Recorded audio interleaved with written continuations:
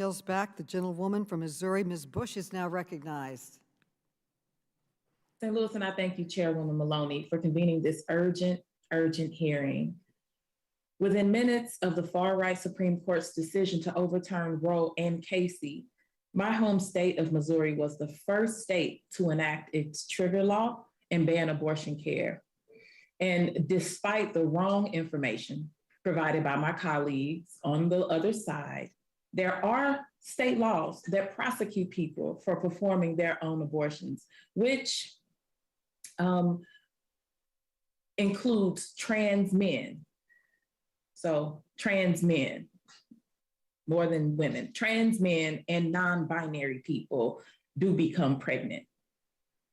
The criminalization of abortion care has a ripple effect across the healthcare and criminal legal systems. The majority of states where abortion care is now banned have threatened to enforce criminal laws that target healthcare providers for administering medication and providing abortion care to those who need it. In Missouri, any provider suspected of inducing an abortion could face felony charges and, if convicted, a sentence of up to 15 years. In other states like Texas, the penalty includes the possibility of a life sentence. I've heard from people in St. Louis who tell me that they are afraid to cross the state lines to access abortion care, which they need because they fear being investigated and prosecuted at home. Though many of these laws exempt pregnant people, we know that pregnant outcomes have long been politicized, which is happening in this moment, and criminalized. People have been investigated and punished for experiencing pregnancy loss, for struggling with substance use during pregnancy, or self-managing abortion care. In states where abortion care is banned and in states where abortion care is legal and protected. A local prosecutor in California charged 2 women with murder because of their pregnancy loss. I am concerned that far-right extremist anti-abortion lawmakers in my own state, like our state attorney general, may move to further politicize our rights and criminalize abortion care and pregnancy outcomes. Unless we speak up more, unless we act and push harder, and until we organize to block extremist anti-human rights laws and fully protect reproductive freedom. So Representative Shannon, can you please describe what measures are being taken to protect people from being criminalized for seeking abortion care in Georgia? It's a red state like mine. Thank you for the question, and thank you for your work on this issue.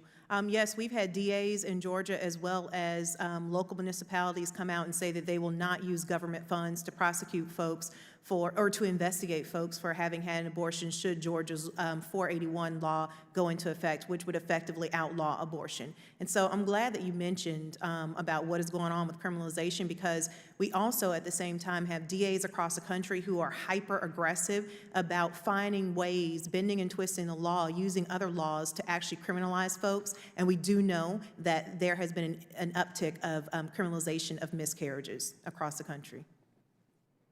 Thank you. Thank you so much for those insights, and thank you for what you do.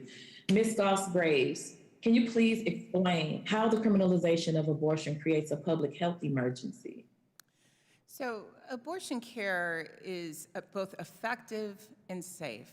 What is really, really deeply concerning is if people are either afraid to seek medical care if they need it, or if providers are chilled, if they are afraid to provide medical care, not knowing the state of the law. So it is those things that stand to worsen the health of someone who is seeking abortion care.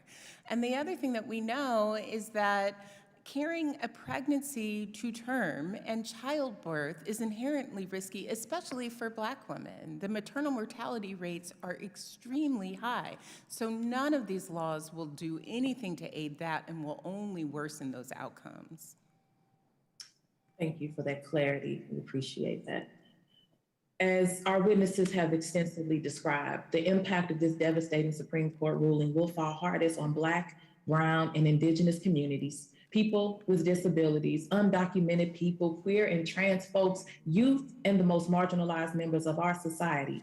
Federal legislators have an obligation, all of us who signed up for the full, to take care of the full, to serve, to represent the full, whether it's regardless of what you look like, where you come from, how much money you have, we signed up to work for everyone.